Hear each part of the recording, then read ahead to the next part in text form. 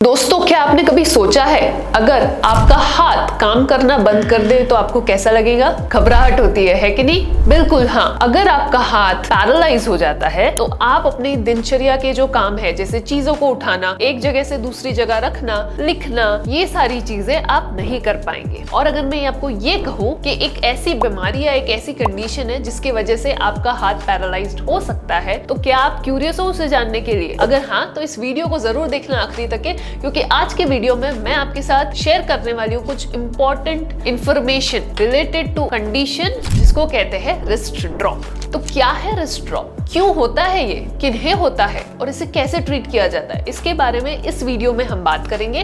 तो अगर आपको रिस्ट ड्रॉप के रिलेटेड जानकारी चाहिए बिल्कुल शॉर्ट में, तो अगले 10 मिनट मुझे जरूर सुनिएगा। चलिए शुरू करते हैं। दोस्तों, रिस्ट ड्रॉप जैसे का नाम का मतलब होता है कि आपकी जो कलाई है ये ड्रूप हो जाती है, नीचे गिर जाती है। ये क्यों होता है? ये होता है दो कारणों की वजह से। एक कारण जो है वो है आपके ब्रेन और सेंट्रल नर्वस सिस्टम के रिलेटेड, जहाँ पे ब्रेन में डैमेज होने की वजह से या ब्रेन में कोई प्रॉब्लम होने की वजह से आपके हाथ फंक्शन करना बंद कर देते हैं। और दूसरा है नर्व की वजह से। आपके हाथों की एक नस होती है जिसे कहते हैं रेडियल नर्व। ये ब्रेन से शुरू होकर स्पाइनल कॉर्ड से होते हुए आपके पूरे हाथों को सप्लाई करती है और इसका काम होता है आपके हाथों के जो पिछले साइड के मसल्स है इसको पावर देने का।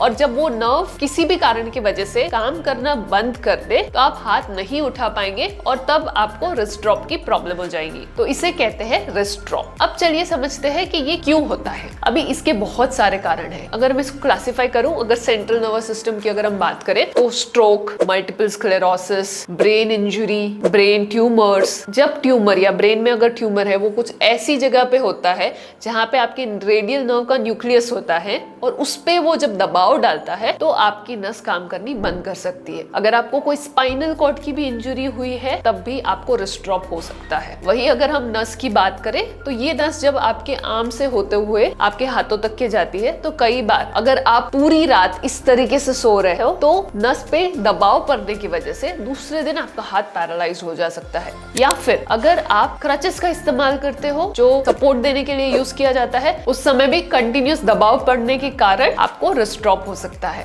और तीसरा, अगर आपकी नस को चोट लगने की वजह से डैमेज हो रहा है, जैसे कि फ्रैक्चर हो गया, अगर आपका कोई एक्सीडेंट हो गया, तब आपकी नस अगर डैमेज हुई है तब भी आपको रिस्ट ड्रॉप हो सकता है। इसके अलावा दो ऐसी बीमारियां हैं जिसमें आपको रिस्ट ड्रॉप हो सकता है। एक को कहते हैं लीड पॉइजनिंग। ये बीमारी नहीं है लेकिन हाँ, उस पॉइजनिंग की वजह से आपको रिस्ट ड्रॉप हो सकता है। और जो दूसरा है वो है डायबिटिक न्यूरोपैथी। अगर आपका डायबिटीज अनकंट्रोलेबल है तो उसके कॉम्प्लिकेशन के फॉर्म में आपको न्यूरोपैथी, नर्व न्यूरोपैथी हो सकती है। मतलब आपकी नसें कमजोर पड़ सकती है और आपको रिस्ट ड्रॉप एक्सपीरियंस हो सकता है। तो ये था रिस्ट ड्रॉप क्यों होता है इसके बारे में। अभी ये रिस्ट ड्रॉप किन्हें होता है? वेल, अगर हम एज वाइज बात करें तो एक नवजात शिशु से लेके एक बहुत बुजुर्ग इंसान, इनमें से हर एक इंसान को पॉसिबिलिटी है कि उन्हें रिस्ट ड्रॉप हो सकता है अगर उनके बॉडी में डैमेज हुआ है नर्व को तब, right.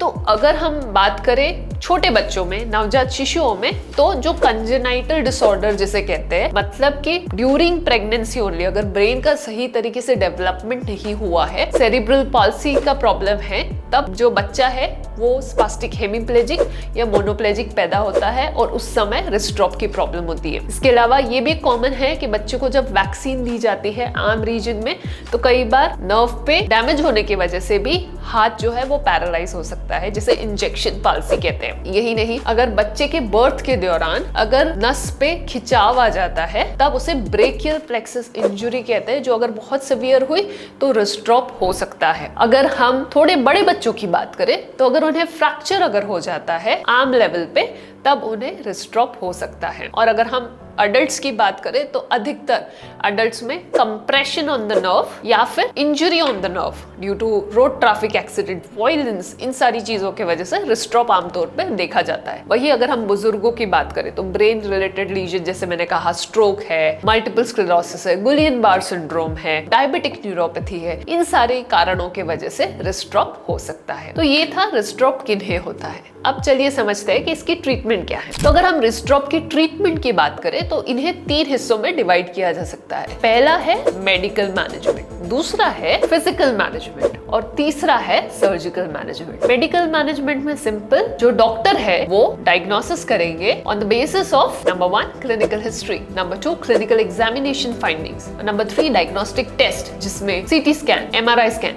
Nerve conduction velocity test, EMG test, इनकी मदद से डॉक्टर डायग्नोसिस करते हैं और उसके अकॉर्डिंग मेडिकल मैनेजमेंट का डिसीजन लेते हैं। इसके अलावा फिजिकल मैनेजमेंट की जब हम बात करते हैं तो ये बहुत जरूरी होती है। आप चाहे मेडिकल मैनेजमेंट लो या सर्जिकल मैनेजमेंट लो, आपको फिजिकल मैनेजमेंट लेना ही पड़ेगा। तो फिजिकल मैनेजमेंट क्या होता है? इसमें आती है 3 चीजें। नंबर 1 है फिजियोथेरेपी। फिजियोथेरेपी एक्सरसाइजेस की मदद से मसल्स की स्ट्रेंथ को बढ़ाने की कोशिश की जाती है, मसल्स को दोबारा सिखाने की कोशिश की जाती है।